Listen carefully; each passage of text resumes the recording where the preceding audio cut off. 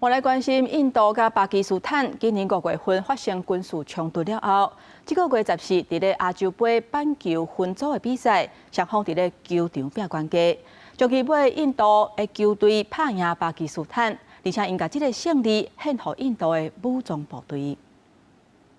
伫杜拜举行的这场亚洲杯棒球比赛，政治色彩正高。印度队由队长亚达夫带头赢巴基斯坦，亚达夫也搁将这场比赛胜利献予印度的武装部队。特别是孟加拉邦城市西里古里，印度控制克什米尔大城查谟，中部中央邦印度尔等几个所在球迷以印度的国旗庆祝。 खेलना चाहिए था इन लोग को हराना चाहिए था इन लोगों को गम उसको हटाना चाहिए था अगर नहीं खेलता है तो उन लोगों को अलग लगता है लेकिन वो हराया बहुत अच्छा लगा सब लोग बाइकआउट कर रहे थे कि बाइकआउट पाकिस्तान इंडिया की टीम ने दुबई में जाके बाइकआउट करके दिखाया इंडिया को